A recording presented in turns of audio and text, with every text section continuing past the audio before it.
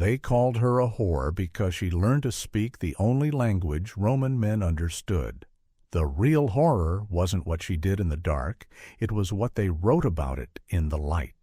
The mosaic floor was cool beneath Valyria's knees, each tiny tile pressing into her skin like accusations. She positioned herself carefully, head bowed, blonde hair spilling forward, the picture of imperial submission. Around her, the atrium hummed with the practiced silence of those who had learned that walls had ears and shadows had tongues. "Again," she whispered to the twins flanking her. "Smile like you mean it." Marcus, draped in his ridiculous blue toga that made him look like a particularly overdressed peacock, grinned wider. His brother Lucius, in yellow, matched the expression. Identical faces, identical loyalty. Identical willingness to play whatever role she required. They'd been her companions since childhood, before she was Empress, when she was just another pretty girl whose family couldn't afford her dowry. The palace photographer, a Greek freedman with nervous hands, adjusted his primitive camera apparatus for the third time. "Magnificence, perhaps, if you could—" "I know exactly what I'm doing," Valyria said, her voice honey over iron. She did. Every gesture calculated, every smile weaponized. This image would circulate through Rome's elite circles, a tableau of the young empress playing with her household companions, harmless, frivolous, unthreatening. Let them see a woman who spent her days arranging entertainments while men conducted the serious business of empire. Let them underestimate her. It made the knife easier to place between their ribs later. The flash powder ignited with a crack that made everyone flinch except Valyria. She held her pose, held her smile, held the mask she'd learned to wear like a second skin. "Beautiful Domina," the photographer murmured, already packing his equipment with the haste of someone eager to leave the imperial presence. When he'd gone, Valyria rose in one fluid movement, her joints protesting slightly. She was only 23, but some days she felt ancient. Marcus offered his hand. She ignored it. "Well?" Lucius asked, his smile fading. "Did we perform adequately for your mysterious purposes?" "You always do." Valyria moved to the window overlooking the Forum, where Rome sprawled beneath a sky the color of old bronze. Somewhere in that maze of streets and ambition, Senator Gaius Silius was making moves. She could feel it the way sailors felt approaching storms. Marcus joined her, close enough that his breath stirred her hair. "The rumors about Silius are getting worse. They're saying he's planning—" "I know what they're saying!" Her reflection in the polished window glass showed a woman who'd learned to control every muscle in her face. They say a lot of things about a lot of people. Usually they're wrong. Occasionally they're right. The trick is knowing which is which. "And Silius," Valyria's fingers traced the window frame, feeling the cold marble. "Silius is going to be useful, or he's going to be dead. I haven't decided which yet." Behind them, a slave entered with wine, the good Falernian, not the swill Claudius's advisers tried to pass off as premium. Valyria had learned to notice these small rebellions, these tiny ways the palace staff showed their allegiances. This slave girl, barely 15, had kind eyes and steady hands. She'd bear watching, possibly recruiting. "Leave us," Valyria said softly. The girl withdrew like smoke. Lucius poured 3 cups, the wine gleaming darkly. "Your husband returned from the Senate in a foul mood. Pallas and Narcissus had his ear for 3 hours." Of course they did. Claudius's freedmen advisers circled him like vultures around dying meat, whispering their poisoned counsel. And Agrippina, dear ambitious Agrippina, had been notably absent from court for 2 weeks, either planning something brilliant or something catastrophic. With Agrippina, the difference was often academic. What did they discuss? Valyria accepted the cup but didn't drink. Trust was a luxury she couldn't afford, even with Marcus and Lucius. Especially with them, really. Loyalty had limits, and everyone had a price.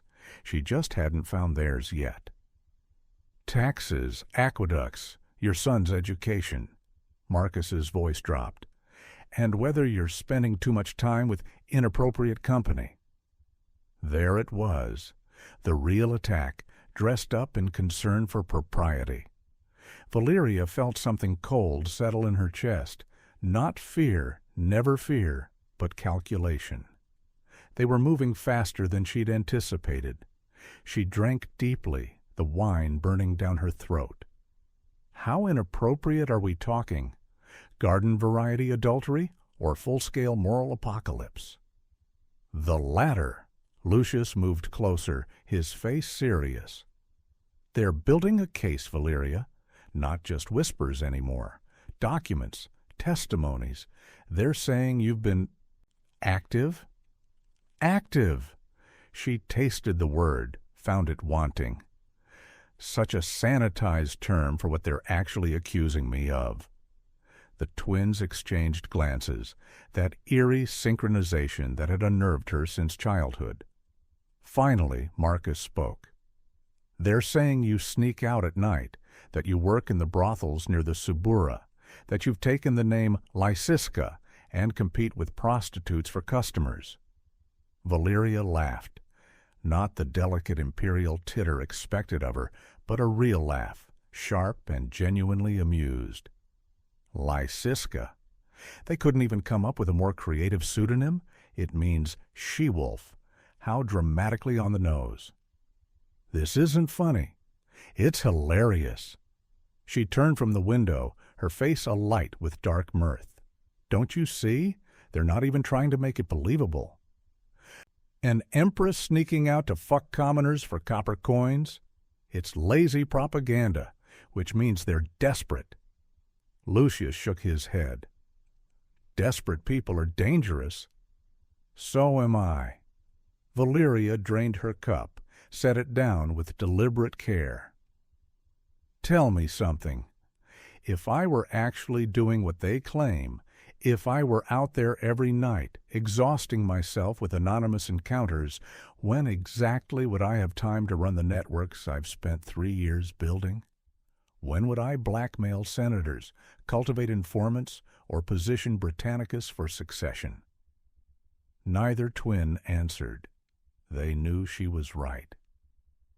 The truth, Valyria continued, pacing now, her mind sharp and racing, is that they're afraid, terrified actually, because I've learned how to play their game better than they ever could. So they do what frightened men always do when faced with a woman they can't control. They make her a monster of sexuality, reduce her to body parts and appetites, turn her into a cautionary tale. She stopped, facing them both. Here's what's really happening. I've cultivated relationships, yes, intimate ones, with men who have access to information I need. I've used physical attraction as leverage, because in Rome, that's the only leverage women are allowed. And it's working. I know which senators are embezzling, which generals are planning coups, which freedmen are taking bribes. I know everything because I made myself indispensable in ways they can't publicly acknowledge. Marcus's expression shifted to something like admiration. So the rumors are based on fragments of truth twisted into grotesque shapes. Yes, I've been strategic about who shares my bed. No, I haven't been working in brothels or challenging prostitutes to endurance contests. That's absurdist fiction designed to destroy me without having to actually prove corruption or treason. The late afternoon sun slanted through the window, painting everything gold and crimson. In that light, Valyria looked simultaneously young and ancient, vulnerable and terrifying. "They're going to push harder," Lucius warned. "If Narcissus and Pallas are coordinating with Agrippina, then I need to move first." Valyria's mind was already 3 steps ahead, calculating angles and possibilities. Which brings me to Silius. "The senator who's been sending you love poems?" Marcus raised an eyebrow. "The senator who's married, ambitious, and stupid enough to think I'm genuinely interested in his mediocre verse." Valyria moved to her writing desk, pulled out a wax tablet covered in coded notes. "He's also rich, well-connected, and desperate to prove his virility after his wife's very public affair." Lucius caught on first. "You're going to use him as bait. I'm going to use him as a weapon." She smiled, and it was not a kind expression. "Everyone expects the depraved Empress to do something shocking, right? Let's give them a show they'll never forget." The garden party was an exercise in controlled chaos, senators and their wives mingling with actors and poets, all pretending they weren't frantically calculating social advantages. Valyria moved through them like a shark through shallow water, her cream silk stola catching the evening light. Senator Gaius Silius spotted her immediately. He always did. Handsome in that generic patrician way, all sharp nose and sharper ambition. His eyes followed her with an intensity that might have been flattering if it weren't so predictable. "Empress," he bowed just deeply enough. "You're radiant this evening." "Senator," she offered her hand, let him kiss it a fraction too long. "Your wife didn't accompany you?" A muscle jumped in his jaw. "Calpurnia is indisposed." Code for we hate each other and maintain separate households. "Perfect. How unfortunate." Valyria's voice dripped sympathy. "I was hoping to discuss her excellent taste in jewelry. That necklace she wore at the games last month was extraordinary."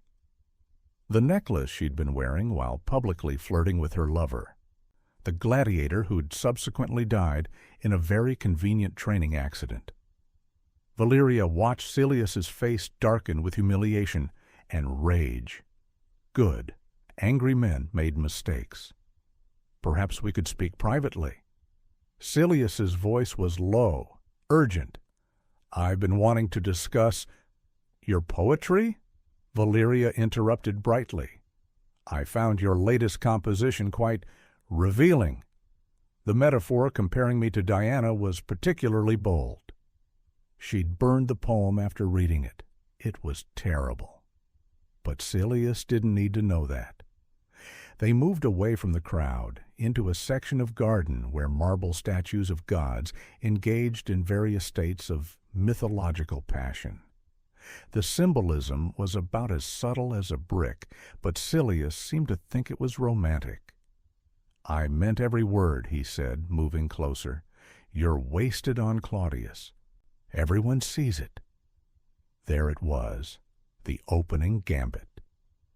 Valyria let her expression shift, just a flicker of vulnerability, quickly suppressed, as if she'd accidentally revealed something true. "You shouldn't say such things," she whispered. "It's dangerous." "I don't care." Silius grabbed her hand, his grip too tight. "Run away with me. We could leave Rome tonight. I have estates in Gaul, wealth enough for both of us. We could—" "Could what? Live as exiles?" But she didn't pull her hand away. "My son would lose everything." "Bring him. I'll raise him as my own." The audacity of it stunned her momentarily. This fool actually believed he could steal the emperor's wife, an adopted son, flee to Gaul, and somehow avoid crucifixion. His stupidity was almost impressive. Valyria let her voice break slightly. "I need time to think." "How much time?" "A week, maybe 2. She looked up at him through her lashes, the picture of a woman torn between duty and desire. You must understand, this isn't just my life we're risking. Silius pulled her closer, and she let him, feeling his heartbeat racing against hers. I understand. I'll wait. But, Valyria, his voice dropped to barely a whisper, I love you, and I know you feel the same. She didn't. She felt nothing but cold satisfaction that the trap was being set exactly as planned. When she returned to the party, Agrippina was waiting by the fountain, dressed in purple that was almost imperial. Almost, but not quite. A calculated insult suggesting she considered herself Valyria's equal. Cousin! Agrippina's smile was all teeth. Enjoying the festivities? Immensely. Valyria accepted wine from a passing slave, watching Agrippina over the rim of her cup. Though I notice you've been absent from court lately, I trust nothing is wrong? Just managing my own affairs. Agrippina's eyes glittered with malice. One must stay busy, idle hands, as they say.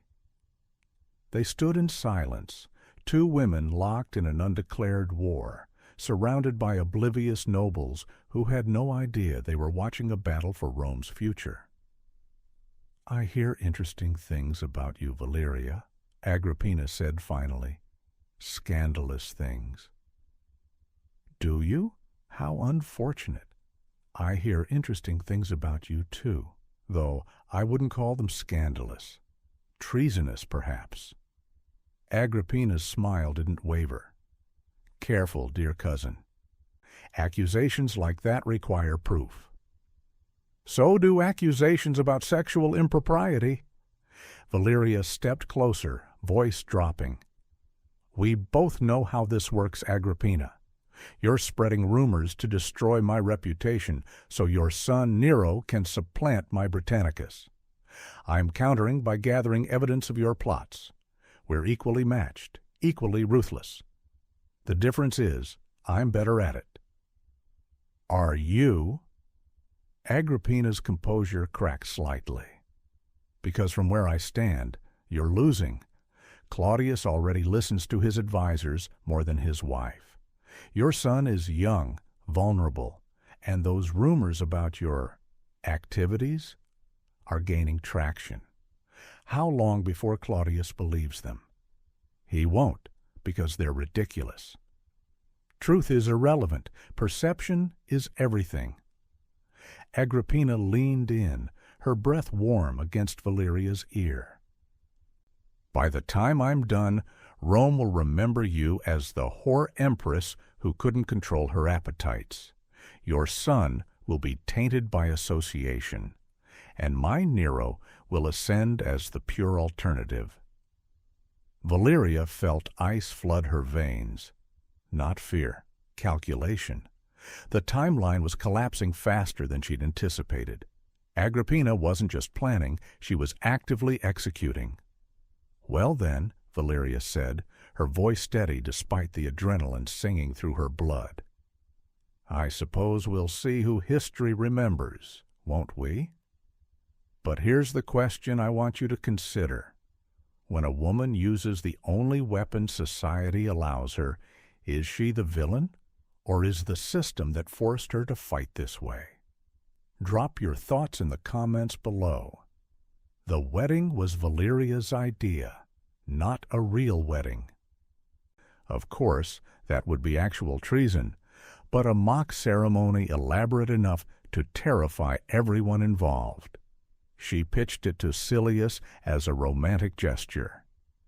We can't truly marry while Claudius lives, but we can pledge ourselves to each other privately.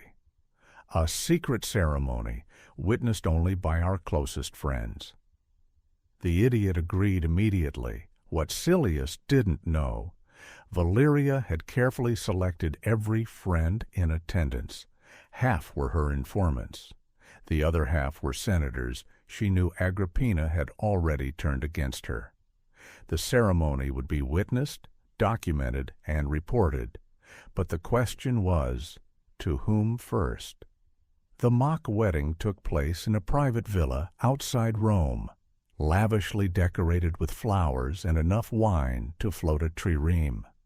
Silius wore white, beaming like a man who'd won the greatest prize in Rome.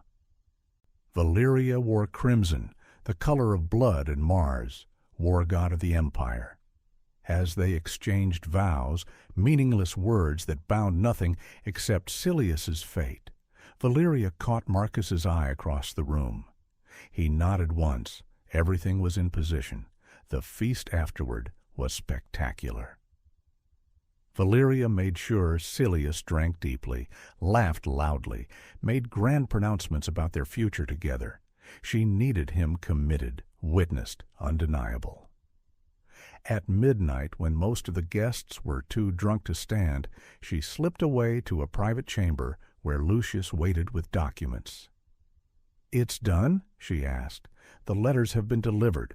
Narcissus will receive word of this wedding by dawn. Claudius by noon." Valyria nodded, feeling the weight of what she'd set in motion. "And Britannicus?" "Safe with his tutors in the summer villa. Far from whatever happens next." Whatever happens next. Such a sanitized way to describe the cascade of violence she'd just triggered. "You're sure about this?" Lucius's voice held genuine concern. "Once Narcissus acts, there's no controlling how far the purge goes." "I know." Valyria moved to the window, looking out at the stars above Rome. "But Agrippina was going to move against me within days. This way, I control the narrative. Silius becomes the villain, the ambitious senator who seduced the emperor's wife, plotted treason, forced her into this mock marriage. I become the victim, manipulated by his schemes." "Will Claudius believe that?"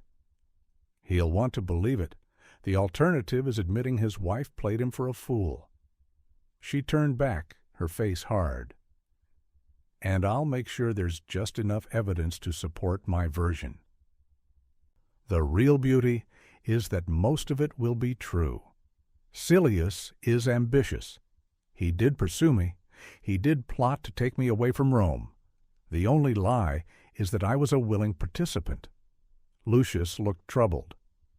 "And what about the sexual rumors? Agrippina will push those harder than ever after this." "Let her." Valyria's smile was sharp as broken glass.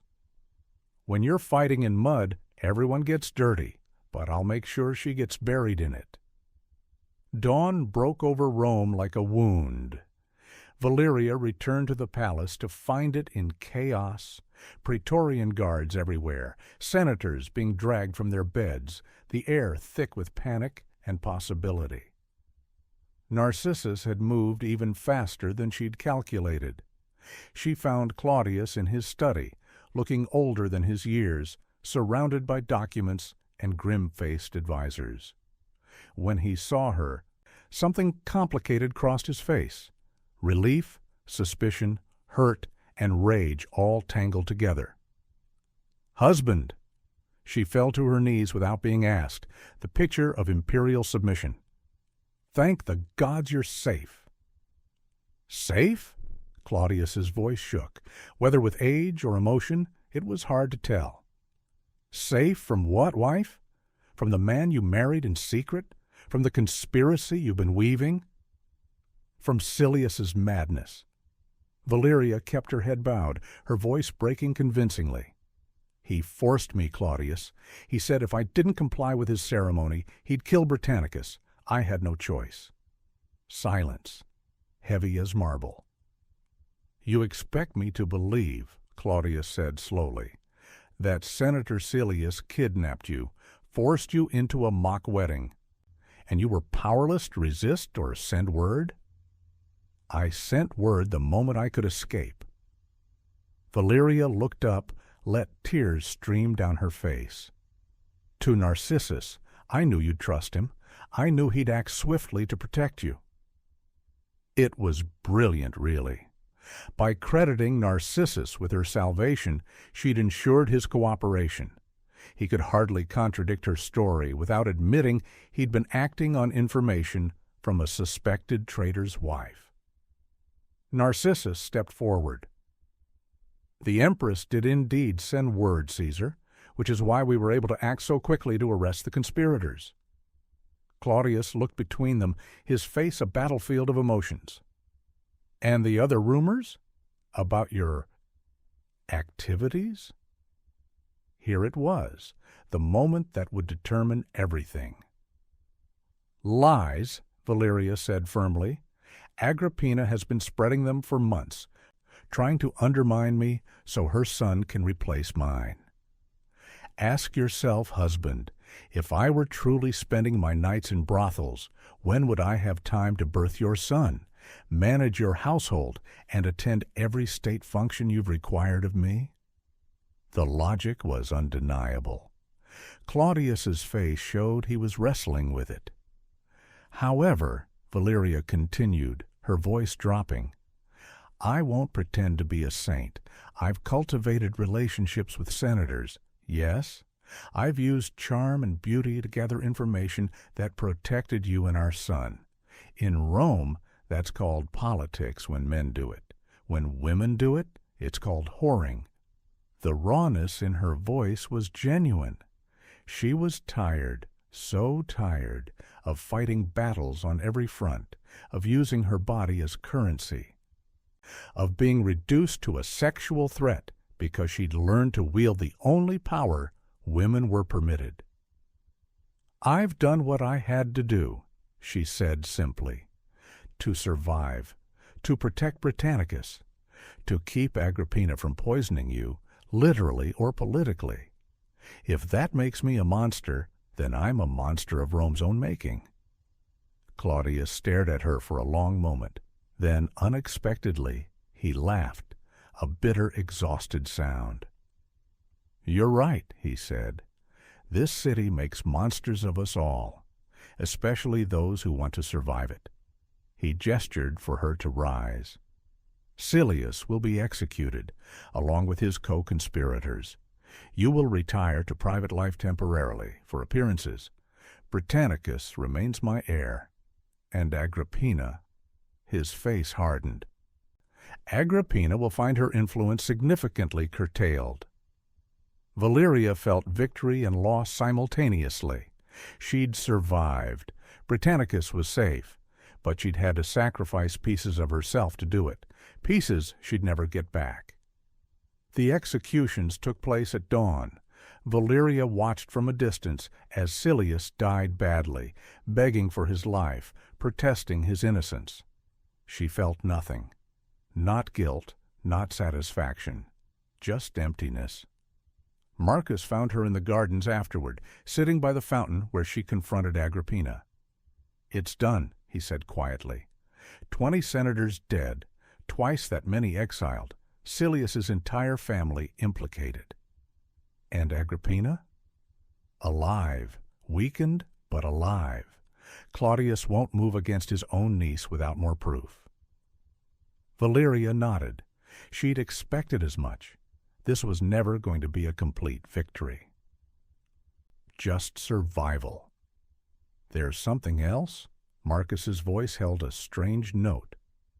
"Letters were found in Silius's house. Love letters from you. They're explicit." Ice flooded her veins. "I never wrote." "I know. They're forgeries, brilliant ones. Agrippina must have had them prepared months ago." The trap within the trap. Agrippina had anticipated this move, prepared insurance. Even in defeat, she'd planted seeds of doubt. "Claudius has them?" Valyria asked quietly. "Narcissus intercepted them. He says they'll disappear. For a price." Of course, there was always a price. Valyria had just traded one set of chains for another. "What does he want?"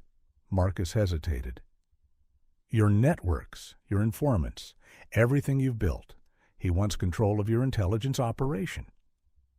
The thing she'd spent 3 years cultivating, the real source of her power, gone, or rather, owned by Claudius's freedman advisor. She'd be dependent on him, controllable, neutered. "Tell him yes," she said finally. "But I keep my core circle, Marcus, Lucius, and 3 others of my choosing. He won't accept. He will, because the alternative is those letters becoming public, which would destabilize Claudius at a time when Rome can't afford instability." She stood, brushing dirt from her stola. "We all make compromises, Marcus. I'm just better at knowing which ones matter." Later, alone in her chambers, Valyria caught sight of herself in a polished bronze mirror. The face looking back was still beautiful, still young, but the eyes were older than the face by decades.